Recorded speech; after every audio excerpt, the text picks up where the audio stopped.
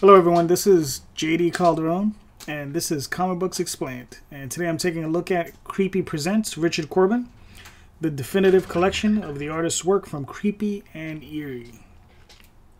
Now, I've been a Richard Corben fan for a long time, probably from late 80s to the early 90s. Somewhere in that period I think I started really looking at it, seeing his work around, primarily with a book called Den that he was putting out.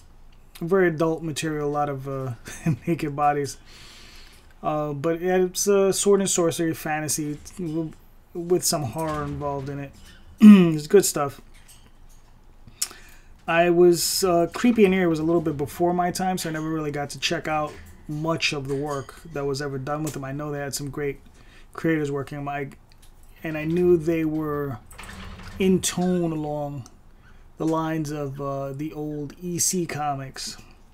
They're all horror lines of comics, and I always found those books interesting. I found some old reprints years and years ago, and I really enjoyed them.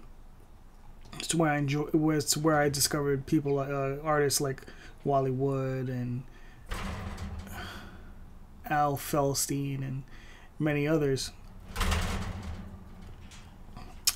Richard Corben, to be honest, I don't even know where I found him. I just saw his stuff and I would just pick up, I picked up just about anything that was indie, so you know, my collection is fairly eclectic, but I knew I just enjoyed his stuff. There was always something a little raw about it, but there was it was raw but very finished at the same time. It was very interesting work. I mean, even if you see this figure here, which I think it's something he's done recently, you know, there's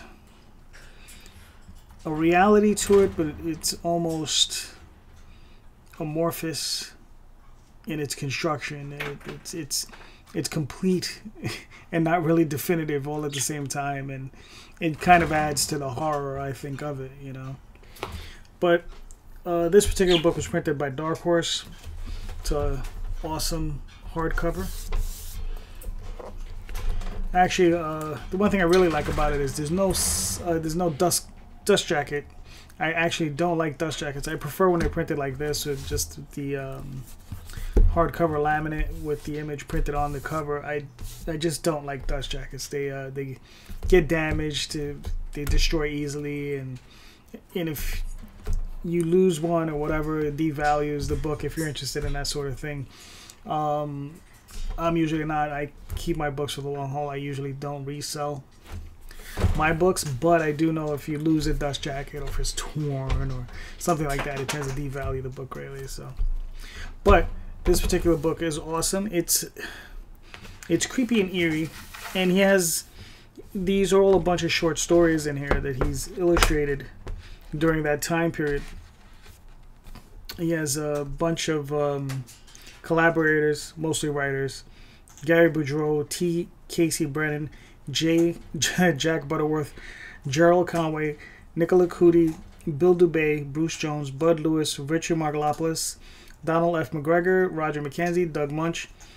I always brutalize this man's name. Greg Potter, Steve Skeets, Jim Stenstrom, and Jan Stranad. Introduction and restoration by Jose Villaruba, and black and white restoration, color cover restoration, and digital production by Ryan Jorgensen. You know, these guys went through a lot of painstaking hard work to get this book together. Not much I can tell, because one of the things they say is they didn't have access to all of the originals. Richard Corben himself did scan and provide some of the stories that he still has possession of. He still has some of the pages. Some of the stuff is just lost to histories, and as they said, it was in fans' collections, and just gone and out of reach.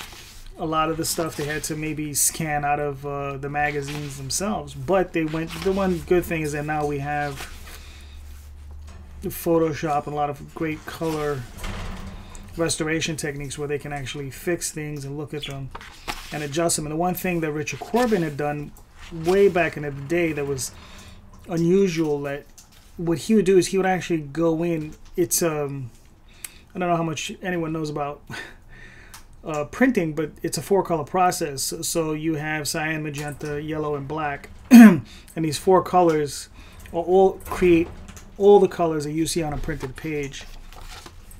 Now, one of the things Richard Corben would do is he would go in to the film, and he would actually touch up the various colors so he can get just very, very weird and bizarre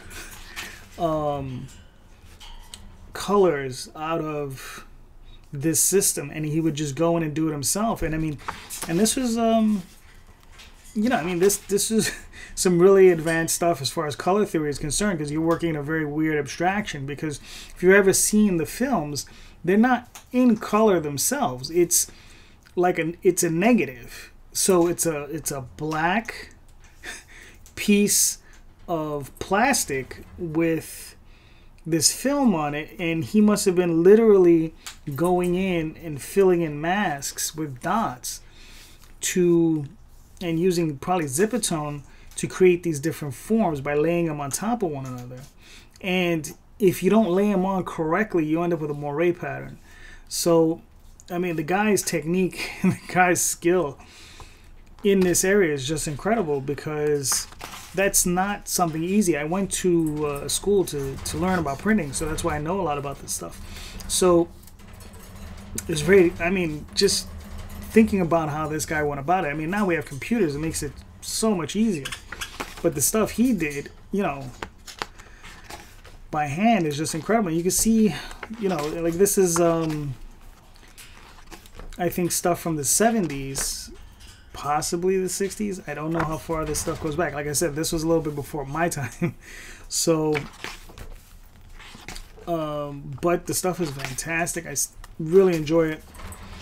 The stories are a lot of fun. Like I said, they're very reminiscent of the old EC comics. They're short stories, so you can literally buy this book or any book along these lines and just, you know, just read a couple of short stories a night, and, you know, just read it and read it and read it, and then, you know, you'll every night for a month you could probably get a new story out of the book. You know, possibly even for a couple of months.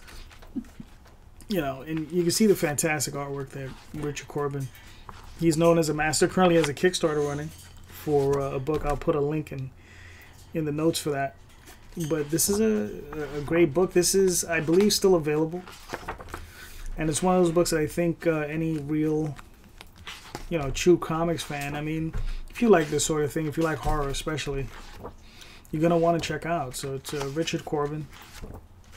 And it's fantastic. It's by Dark Horse, you know, and it's just a great book. You know, he has a giant woman story, I guess. No horror story is complete without a giant woman. You know, there's just all kinds of things going on. You have a lady with her giant pet lizard buddy running around. I mean, who knows? They have in the back of the book, they have various covers. So, yeah. So this is definitely something I think you should look into. It's Richard Corben, Creepy Presents. I've purchased a number of the other Creepy collections. There was Bernie Wrightson one. I think there was another one. I completely forgot the gentleman's name, but the stuff is always great. So there was always it was a very high standard of artwork in these old books. I believe it was Warren. They just did some great stuff. But and it's a good thing, I think, that Dark Horse was reproducing them. I just wish, because I've picked up a couple of these things, and I think there's something like 4 or 5 issues per book that they produce of the magazines, and they usually run about $39 per hardcover, and it's, I think, a little pricey for what it is. I'd rather see a giant omnibus of something like 1,000 pages, you know, a good 3-4 inches thick. You know, even if it's $100 or $150, I find that sort of thing much more worthwhile because you just get more bang for your buck. You know, especially if you pick it up from a discounted retailer. Sometimes you can get them a half off or 40% off those prices, those cover prices, and I find those to be a lot more, like I said, bang for your buck, a lot better value. So that's it for today, and thank you so much, guys. If you like this video, please hit the like button and the subscribe button. And if you want to read some of my work, you can read it at the Oswald Chronicles or Tall Tales Online, and that's theoswaldchronicles.com. And thank you so much, and I'll be talking to you all soon, and have a great night.